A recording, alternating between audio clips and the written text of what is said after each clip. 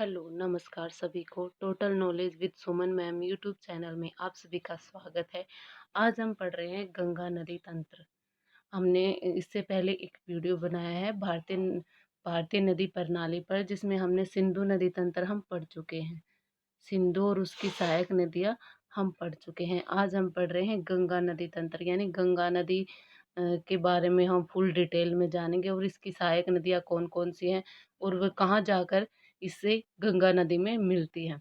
तो आइए हम स्टार्ट करते हैं। देखते हैं पहले गंगा नदी।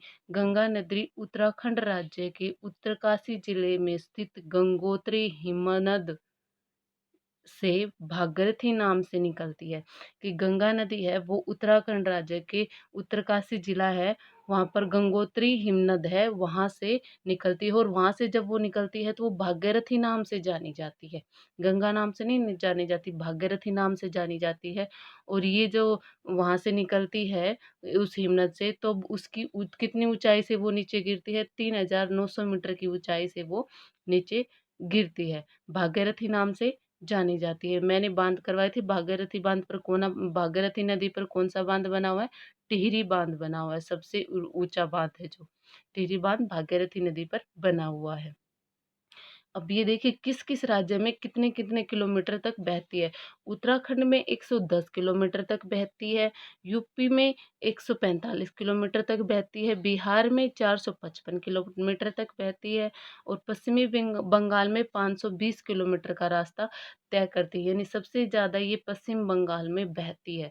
अगर पूछ लिया जाए गंगा नदी भारत में के किस राज्य में सबसे ज़्यादा रास्ता तय करती है, तो वो है पश्चिमी बंगाल। और ये गंगा नदी की कुल लंबाई पूछ लिया जाए तो 2525 किलोमीटर गंगा नदी की कुल लंबाई है। और पूछ लिया जाए भारत के किस राज्य में सबसे लंबी बहती है, तो वो पश्चिमी बंगाल में 520 किलोमीटर पश्चिमी बंगाल में बहती है। और बाकी की जो बची हुआ है वो बांग्लादेश में बहती है। टोटल लंबाई है 2525 किलोमीटर। आगे देखिए, अलकनंदा नदी देवप्रयाग में भागीरथी से मिलती है।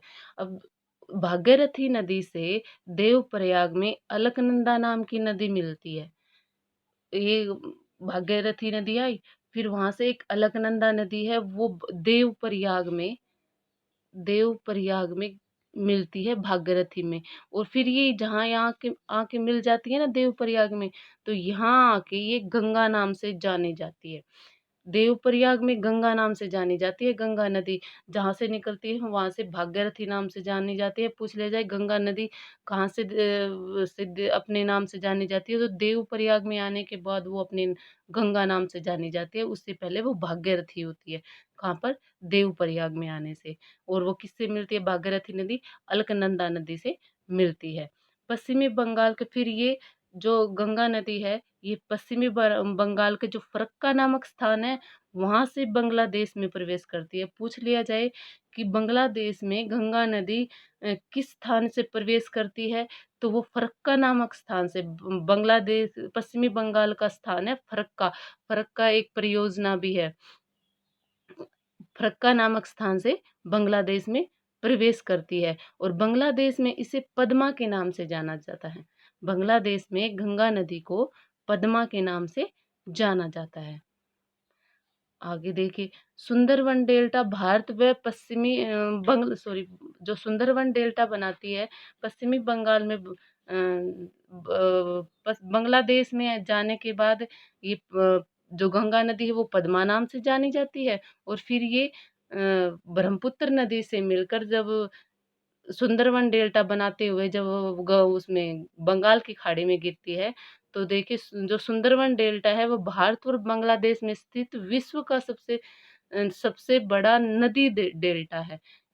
एक अकेला भारत का नहीं है, भारत और बांग्लादेश दोनों का है। इसका निर्माण 3 नदियां करती है। कौन सी? गंगा, ब्रह्मपुत्र और मेघना। 3 नदियां इस डेल्टे का निर्माण करती है। लगभग 2/3 भाग है वो बांग्लादेश के पास है। इस डेल्टे का 2/3 भाग 2/3 भाग बांग्लादेश के पास है और बाकी बचा हुआ भाग है वो हमारा है। अब भाई सुंदरवन डेल्टा के बारे में जानिए। भाई सबसे पहले सुंदरवन डेल्टा है, उसका नाम सुंदरवन क्यों पड़ा? वहां पर सुंदरवन डेल्टा में एक सुंदरी नामक फूल है, सुंदरी नामक एक पेड़ है, जो बहुत तेज़ गति से बढ़ता है और इसी पेड़ के नाम पर इसका डेल्टा का नाम सुंदरबन डेल्टा पड़ा है। और ये जो डेल्टा है बहुत बड़ा है और बड़ी तेज़ी से ये डेल्टा वृद्धि करता है। और पूछ लिया जाए सुंदरबन डेल्टा को का दूसरा नाम क्या है, तो इसे house of royal Bengal tigers कहा जाता है। यानी कि रॉयल बंगाल टाइगर हैं, जो रॉयल बंगाल टाइगर है, रॉयल बंगाल टाइगर यहाँ पाए जाते हैं। सुंदरबन डेल्टा में रॉयल बंगाल टाइगर पाए जाते हैं, इसलिए इन्हें ये सुंदरबन डेल्टा को house of royal Bengal tiger कहा जाता है। यानी कि रॉयल बंगाल टाइगर का घर कहा जाता है सुंदरबन डेल्टा को। और सुंदरबन डेल्टा को 1954 में नेशनल पार्क घोषित कर दिया गया है। सुंदरबन डेल्टा को 1954 में नेशनल पार्क घोषित कर दिया गया है। आगे देखते हैं भई, अब जो गंगा नदी है उसके तट पर कौन-कौन से प्रमुख शहर बसे हुए हैं, ये कई बार पूछ लिया जाता है। सबसे प्रमुख शहर इलाहाबाद, जो अब प्रयागराज राज के नाम से जाना जाता है, फत फतेहपुर, कानपुर, वाराणसी, पटना और भागलपुर, ये गंगा नदी के किनारे पर स्थित प्रमुख शहर हैं। एक बार फिर से देख लिए कौन-कौन से हैं। फतेहपुर, इलाहाबाद, जिसे प्रयागराज नाम से जाना जाता है अब, कानपुर, वाराणसी, पटना, भागलपुर आदि शहर बसे हुए हैं। यानी कि ये प्रमुख है, वो शहर तो और भी बसे हुए हैं लेकिन ये प्रमुख हैं। अब देखते हैं इसकी सहायक नदियाँ कौन-कौन सी हैं। गंगा की सहायक नदियाँ देखिए, सबसे बड़ी जो सहायक नदी है गंगा की, वो यमुना है। अगर पूछ ली जाए भारत में सबसे बड़ी सहायक नदी कौन-सी है, तो वो यमुना ही है। सबसे लंबी सहायक नदी है और ये कहाँ से निकलती है? ये यमुनोत्री हिमनद के बंदरपुर क्षेत्र से निकलती है। यमुनोत्री हिमनद के, और गंगा निकलती थी गंगोत्री हिमनद के, यमुना निकलती है यमुनोत्री हिमनद के बंदरपुर क्षेत्र श्रेणी से निकलती है यमुना नदी। आगे देखिए भाई, यमुना नदी के, और ये प्रयागराज में है, प्रयागराज में गंगा से जाकर मिलती है। इसका गंगा से संगम कहाँ होता है भाई? इलाहाबाद में, प्रयागराज में इसका गंगा से संगम होता है। अब देखिए चंबल, काली सिंधी, बेतवा, केन, पर जो ये प्रायद्वीपीय नदियाँ कौन सी, जो दक्षिण भारत की नदियाँ है ना भाई, जो दक्षिण भारत की नदियाँ है, यानी प्रायद्वीप क्या होता है, जो हिस्सा तीनों तरफ जल से घिरा हो, उस हिस्से को प्रायद्वीप कहते हैं। तो जो दक्षिण भारत की जो नदियां हैं उन्हें प्रायद्वीपीय नदियां कही जाती है। तो प्रायद्वीपीय नदियां कौन कौन सी भाई? चंबल, काली सिंधी, बेतवा, केन, ये प्रायद्वीपीय नदियां हैं। और ये प्रायद्वीपीय नदियां यमुना की सहायक नदियां हैं। और हिडन और रिहंद है, ये भी यमुना की सहायक नदियां हैं। ये यमुना की सहायक नदी है, ये यमुना में मिलती है, फिर यमुना जाके गंगा में मिलती है। अगर पूछ लिया जाए यमुना नदी की लंबाई कितनी है, तो यमुना नदी की लंबाई है 1384 किलोमीटर। 1384 किलोमीटर किसकी लंबाई है भाई? यमुना की लंबाई है। आगे देखिए भाई, जो हमने बांध पढ़े थे उसमें पढ़ा था हमने, चंबल नदी पर कौन सा बांध बना हुआ है भाई? गांधी सागर बांध चंबल नदी पर बना हुआ है। कहाँ पर? राजस्थान में। हम ये बांधों में पढ़ चुके हैं। अब देखिए यमुना नदी कहाँ पर? प्रयागराज में गंगा से मिलती है। इसकी लंबाई कितनी है? 1384 किलोमीटर। लंबाई भी साथ में याद कर लीजिएगा, पूछ ली जाती है। आगे देखिए भाई, आगे है गंडक नदी। ये धोलावीरा व माउंट एवरेस्ट के बीच से निकलती है। गंडक नदी ये गंगा की सहायक नदी है और ये बिहार के चंपारण से गंगा के मैदान में प्रवेश करती है और हाजीपुर में गंगा से मिलती है। एक तो इनका उद्गम स्थल, और ये कहाँ पर मिलती है गंगा से, ये याद है। जो गंडक है वो हाजीपुर में मिलती है। और ये कहाँ से निकलती है? धौलागिरी और माउंट एवरेस्ट के बीच से निकलती है। कौन सी नदी भाई? गंडक नदी। आगे देखिए घाघर नदी, यह मापचा चुंग हिमनद से निकलती है और ये छपरा में गंगा नदी से मिलती है। भाई घाघर, छपरा, घ इस ये ऐसे ऐसे ये है ना, घ और छ यानी सेम सेम है ना, ऐसे घाघर और छपरा नदी, जो घाघरा नदी है वो छपरा के पास गंगा नदी में मिलती है। आगे देखते हैं कोसी नदी, जिसे बिहार का शोक भी कहा जाता है, क्योंकि ये सबसे अधिक रास्ते बदलती है। जो कोसी नदी है वो सबसे अधिक रास्ते बदलती है और इसके बाढ़ आने से बिहार में बहुत अधिक नुकसान होता है, इसलिए इसे बिहार का शोक भी कहा जाता है। ये माउंट एवरेस्ट के उत्तर में स्थित गोसाई थान चोटी के पास से निकलती है और यह इसकी जो मुख्य धारा है अरुण है। कोसी नदी की 7 धाराएं हैं भाई, इसलिए इसे सप्तकोसी भी कहते हैं। सप्तकोसी, कोसी नदी की 7 धाराओं से मिलकर कोसी नदी बनी है और इसकी मुख्य धारा है वो अरुण है और इसलिए इसे सप्तकोसी भी कहते हैं। और ये भागलपुर में गंगा नदी से मिलती है। कहाँ पर भी? भागलपुर में गंगा नदी से मिलती है। एक फिर है रामगंगा नदी। रामगंगा नदी कन्नौज के निकट गंगा नदी से मिलती है। कन्नौज के निकट गंगा नदी से मिलती है। 6 देखिए भाई, गोमती नदी।